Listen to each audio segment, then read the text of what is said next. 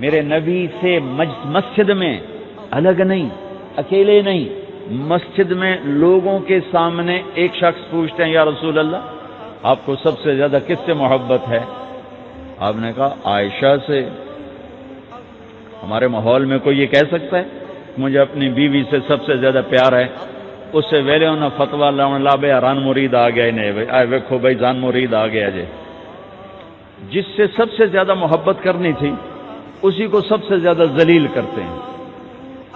دیکھو سب سے اہم رشتہ، میری بات غور سے سننا چونکہ ہمارا معاشرہ اس کو شاید ہضم نہ کر سکے تو آپ بھی نہیں کر سکیں گے، سب سے اہم رشتہ خامد اور بیوی ہے، سب سے مقدس رشتہ ماں باپ، لیکن سب سے بنیادی رشتہ خامد اور بیوی ہے۔ اللہ نے پہلا رشتہ جو دھرتی پہ قائم کیا وہ ایز اے ماں باپ نہیں، ایز اے خامد اور بیوی۔ آدم کو خامد بنایا، حوا کو بیوی بنایا، پھر انہی کو ماں باپ بنایا، انہی کو دادا دادی بنایا، انہی کو نانا نانی بنایا، انہی کو ساس اور سسر بنایا۔ سارے رشتے خامد اور بیوی سے جنم لیتے ہیں، آگے یہی دو رشتے روپ بدلتے ہیں۔ خامد اور بیوی کا رشتہ سب سے بنیادی ہے، سب سے اہم ہے، سب سے بڑا ہے اور سب سے پہلا ہے اور سب سے آخری ہے۔ پہلا رشتہ بھی خامد اور بیوی کا قائم ہوا اور دنیا میں بھی آخری رشتہ خامد بیوی رہ جاتا ہے۔ پتران دی شادی ہو گئی، دھیان دی بھی شادی ہو گئی، بڈھا بڈھی کلے بیٹھے۔ ہمارے دیش کی کہانی، بہنیں اپنے گھر، ماں پیو کلے بیٹھے ہوئے، ہمارے پاس آنے کے لیے تیار نہیں آئے، ہمارے پاس تنہا زندگی گزار دی۔ ہم تو آئے مہمانوں کی طرح آئے اور چلے گئے، تنہا زندگی گزار دی۔ تو پہلا رشتہ خامد اور بیوی، آدم اور حوا۔ پھر دنیا میں بھی اگر زندگی ہے، پہلے مر جاؤں تو الگ بات ہے، اگر زندگی ہے تو پھر آخری رشتہ خامد اور بیوی، اور جنت میں جا کے ہمیشہ کا رشتہ خامد اور بیوی۔ ہر آدمی اپنی بیوی کے ساتھ اور ہر عورت اپنے خامد کے ساتھ جنت میں جوڑا جوڑا ہوں گے۔ بچے اپنی جنت میں، ماں باپ اپنی جنت میں، ساس سسر اپنی جنت میں، بھائی بہن اپنی جنت میں۔ جنت میں بھی خامد اور بیوی کا اللہ نے ساتھ بنایا ہے۔ یہ رشتہ سب سے اہم رشتہ ہے۔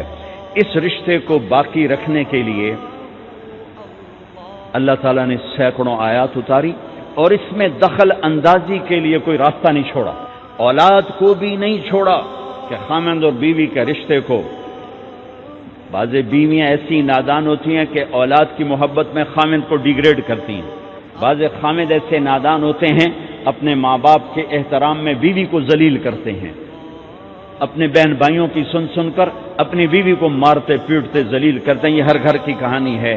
ان دونوں سے میرے اللہ نے روکا ہے۔ خامد اپنی بیوی کو سب سے زیادہ عزت دے، بیوی اپنے خامد کو سب سے زیادہ عزت دے۔ حقوق میں سب سے بڑا حق اب خامد اور بیوی کا ایک دوسرے کے ساتھ جوڑا گیا ہے کہ ان سے نسل چلنی ہے، ان سے نسل چلنی ہے۔ آپ حیران ہوں گے، بیوی کے ذمے خامد کی روٹی پکانا شریعت نے نہیں لگایا، تو خامد کے ماں پیو کی روٹی کیسے ذمہ ہوگی؟ خامد کے بہن بھائیوں کی روٹی کیسے ذمہ ہوگی؟ کتنی بہنوں نے گھر اجاڑ دیے بھائیوں کے، کتنے ساس سسر نے اپنے بیٹے کے گھر اجاڑ دیے۔ یہ چاروں طرف پھیلی ہوئی کہانیاں بتا رہا ہوں، کوئی خواب نہیں سنا رہا ہوں، کوئی باہر کی زندگی نہیں بتا رہا ہوں کہ جوائنٹ فیملی سسٹم بہت اچھا ہے اگر شریعت کا پتہ ہو، اور بہت برا ہے اگر شریعت کا پتہ نہ ہو۔ چڑا چڑی بھی اکٹھے ہوتے ہیں تو گھونسلہ الگ بناتے ہیں کہ ساس سورا کے دائیں سرتے نہ آ پاوے۔ ہمارے دوست ہیں مار ظفر حراج، میں تو ان کی بات سن کے حیران ہو گیا۔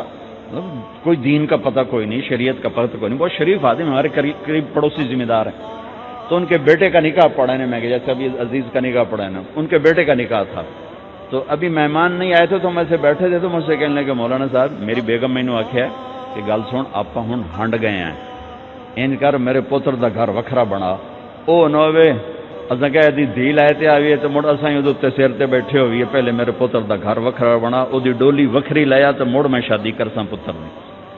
چلو وہ تو طاقت رکھتے تھے، انہوں نے الگ گھر بنایا۔ شریعت نے یہ عورت آنے والی لڑکی کا حق رکھا ہے کہ اگر خامد کے پاس طاقت ہے تو اس کو الگ گھر دے، اگر وہ ڈیمانڈ کرے کہ آپ مجھے الگ گھر لے کر دیں تو یہ ماں باپ کی نافرمانی نہیں، یہ حق تلفی نہیں، اس آنے والی کا حق ہے کہ اس نے تیری نسل کو سنبھالنا ہے۔ اگر یہ ساس کے بھی سنیں، سسر کے بھی سنیں، نندوں کے بھی سنیں، دیور کے بھی سنیں، پھر تیرے بھی سنیں، تو یہ تو پاگل ہے، یہ بچے کہاں سے پالے گی؟ یہ بچوں کی تربیت کب کرے گی؟ یہ تو دن کو روئے گی کہ سس ہے آکھے، رات کو روئے گی سو رہے آکھے، اگلے دن آکھے گی میں نے تو تیری بہن ہے آکھے ہے۔ تو اس کو تو بچے پالنے کا وقت نہیں۔ ہماری نسل کیوں برباد ہو گئی؟ کہ ماؤں نے اپنی ڈیوٹی چھوڑ دی ہے۔ 3 سال کا بچہ سکول میں ڈالنے لے بلا سکول والوں کیڑی فکر ہے، انہوں نے پیسے لے کے انہوں کھڈاونا۔ میرے نبی نے کہا 7 سال تک تو نماز بھی نہ کہو، گلے سے لگا کے رکھو۔ 7 سال تک نماز بھی نہ کہو، بس اس کو قریب کرو قریب کرو قریب کرو، 10 سال میں جا کے نماز کہو۔ 3 سال کے بچے کو ڈالتے ہیں اسکولوں میں، اس کے لاشعور میں ماں باپ سے نفرت پیدا ہو جاتی ہے۔ یہ میری اب بیتی ہے، اللہ نے مجھے تبلیغ میں لگا دیا تو شریعت پڑھنے کے بعد اللہ نے میرا سر جھکا دیا، ورنہ میں تو بالکل باغی ہوتا۔ تو میرے نبی فرما رہے ہیں 7 سال تک نماز بھی نہ کہو، بس سینے سے لگا کے رکھو، تاکہ تمہاری صفات منتقل ہوں اور تمہاری محبت ان کے اندر منتقل ہو۔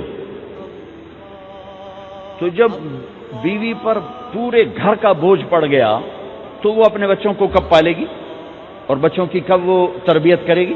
وہ تو صبح سے شام تک چولہے پر تھک چکی ہے، اور اوپر سے جو تانے ہیں وہ الگ ہیں، جلی کٹی، کبھی ساس کہہ رہی، کبھی سسر کہہ رہا، کبھی بہنیں، کبھی دیور، تو وہ تو بالکل بیچاری پاگل ہو جاتی ہے۔ ابتدائی رشتہ خامند اور بیوی ہے، خامند اور بیوی یہ ابتدائی رشتہ ہے۔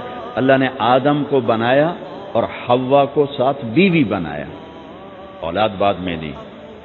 اور ایک اور بات، آدم کو بنا دیا مٹی کا پتلا کٹھا کر کے، مٹی کٹھی کر کے پتلا بنا دیا، 40 سال کے بعد روح ڈالی، چل بھائی جا جنت، اور اکیلے بھیج دیا، بیوی نہیں دی۔ حالانکہ اللہ چاہتا تو ساتھ ہی حضرت حوا کی مٹی کا ڈھیر بھی لگا دیتا، اس کا پتلا بھی تھپ دیتا، فرشتوں سے تھپوا دیتا، اور پھر 40 سال کے بعد دونوں کو کٹھا جنت میں ڈالتا۔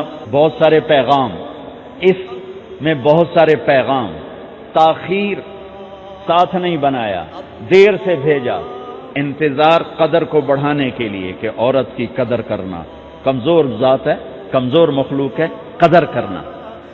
دوسرا،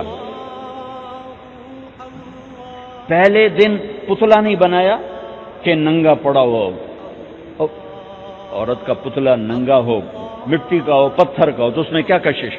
تو ان مرد کے لیے کشش کوئی نہیں، تو فرشتوں کو کیا کشش تھی؟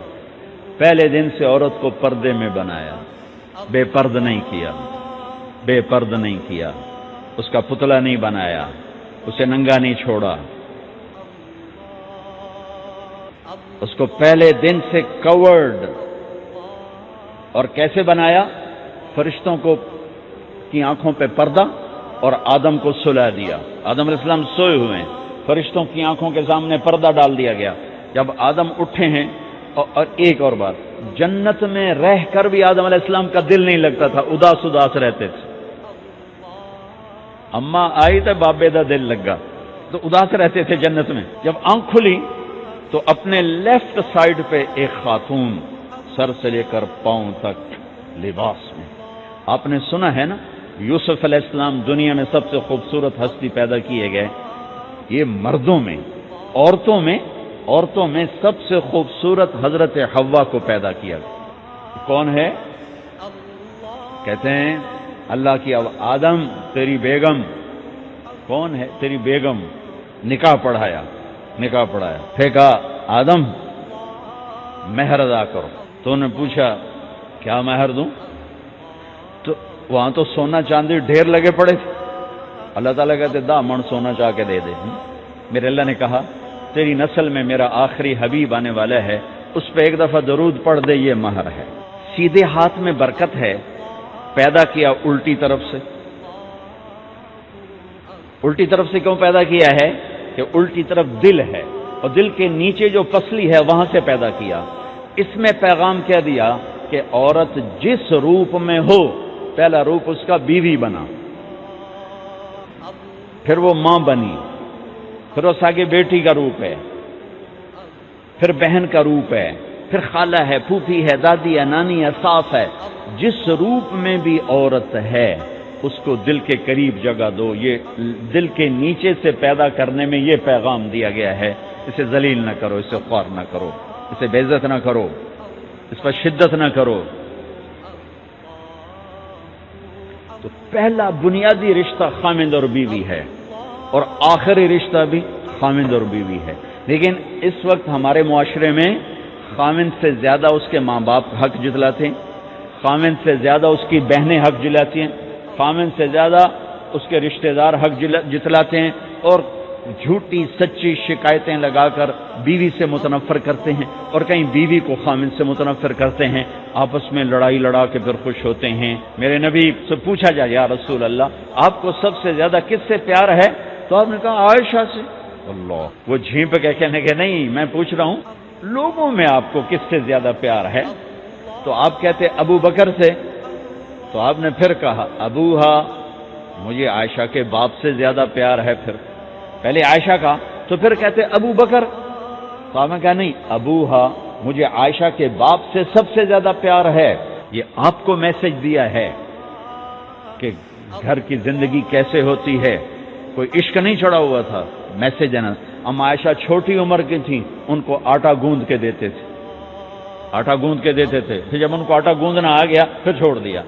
پھر ان کو سامنے بٹھا کر لقمے بنا کے کھلاتے تھے. پھر ہم عائشہ رضی اللہ تعالیٰ عنہ کوئی گوشت کا ٹکڑا، وہاں بڑے بڑے گوشت کے ٹکڑے پکائے جاتے تھے، تو کوئی گوشت کا ٹکڑا اٹھایا اور ایسے 2-4 جگہ سے نوچا اور پھر رکھ دیا. سارا کھایا نہیں جاتا تھا، تو اللہ کے نبی اسی کو اٹھاتے اور حضرت عائشہ کو دکھا کر جہاں سے حضرت عائشہ نے نوچا ہوتا تھا وہاں سے یوں کاٹ کے دکھاتے تھے. پھر عائشہ رضی اللہ تعالیٰ نے گلاس اٹھایا پانی پینے کے لیے، جہاں ہونٹ لگائے پہ گلاس رکھ دیا. بڑے بڑے گلاس ہوتے تھے، تو حضرت ہمارے نبی اٹھاتے تھے، جہاں عائشہ کے ہونٹ لگے ہوتے تھے وہاں ہونٹ لگا کے پانی پیتے تھے. یہ آپ کو سکھانے کے لیے ہے. اپنے گھر والوں کے ساتھ بیٹھ کے کھانا کھاتے، یہ میرے نبی کی معاشرت ہے، یہ میرے نبی کی زندگی. گھر میں جھاڑو دیتے، اپنے کپڑے خود دھوتے، کوئی چیزیں بکھری پڑی ہوتی تو بیوی کو نہیں ڈانٹتے، خود اٹھ کے سیٹ کر کے رکھ دیتے. گھر والوں کے ساتھ مل کر برتن دھوتے، صفائی کرتے، گھر والوں کے ساتھ مل کر. یہ میرے نبی کی ایک خوبصورت زندگی ہے. بھائیوں بہنوں، ہم بھلا چکے ہیں بیوی کے لیے خامند کو سب سے بڑا حقدار. بعض لڑکیاں ایسی نادانی کرتی ہیں کہ شادی کے بعد بھی اپنے ماں باپ کی آنکھ کو دیکھ کے چلتی ہیں. شادی کے بعد سب سے بڑا حق خامند کا ہے، شادی کے بعد سب سے بڑا حق خامند کا ہے.